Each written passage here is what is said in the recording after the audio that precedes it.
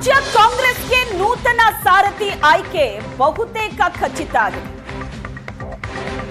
ರಹಸ್ಯವಾಗಿ ಅಭಿಪ್ರಾಯ ಸಂಗ್ರಹಕ್ಕೆ ಹೈಕಮಾಂಡ್ ಮುಂದಾಗಿದೆ.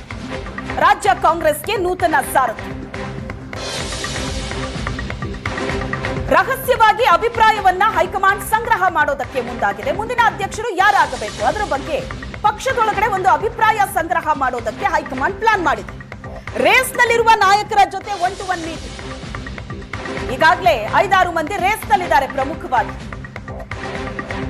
ಕೆಪಿಸಿಸಿ ಅಧ್ಯಕ್ಷ ಸ್ಥಾನ ಬದಲಾಗಿದ್ದೇ ಆದ್ರೆ ಯಾರಾಗಬೇಕು ಅನ್ನೋದರ ಬಗ್ಗೆ ಪಕ್ಷದ ಒಳಗಡೆ ಅಭಿಪ್ರಾಯ ಸಂಗ್ರಹ ಮಾಡೋದರ ಜೊತೆಗೆ ಯಾರೆಲ್ಲ ಪ್ರಮುಖವಾಗಿ ರೇಸ್ನಲ್ಲಿದ್ದಾರೋ ಅವರ ಜೊತೆ 1-to-1 ಮೀಟಿಂಗ್.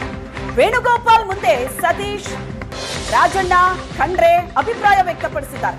ಖರ್ಗೆ ಭೇಟಿಯಾಗಿ ಇದೇ ವಿಚಾರವನ್ನ ಪರಮೇಶ್ವರ್ ಕೂಡ ಚರ್ಚೆ ಮಾಡಿದ್ದಾಗಿದೆ.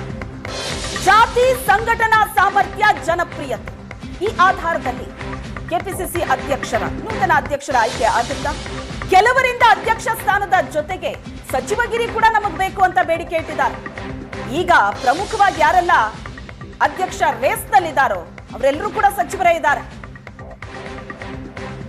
ಇಲ್ಲಿ ಒಬ್ಬರಿಗೆ ಒಂದೇ ಹುದ್ದೆ ಅಂತ ಏನು ಇವರು ಅಪ್ಲೈ ಮಾಡೋದಕ್ಕೆ ಹೊರಟಿದ್ದಾರೆ. ಇವರಿಗೆ ಒಂದ್ ವೇಳೆ ಅಧ್ಯಕ್ಷ ಸ್ಥಾನ ಸಿಕ್ಕರೂ ಕೂಡ ಸಚಿವಗಿರಿ ಬಿಡಬೇಕಾಗತ್ತೆ. ಆದ್ರೆ ಕೆಲವರು ಅಧ್ಯಕ್ಷ ಸ್ಥಾನವೂ ಬೇಕು, ಸಚಿವಗಿರಿ ಕೂಡ ಬೇಕು ಅಂತ ಬೇಡಿಕೆ ಇಡ್ತಾ ಇದ್ದಾರೆ. ಇದ್ರ ಬಗ್ಗೆ ಹೈಕಮಾಂಡ್ ಏನ್ ತೀರ್ಮಾನ ತೆಗೆದುಕೊಳ್ಳುತ್ತೆ ನೋಡಬೇಕು.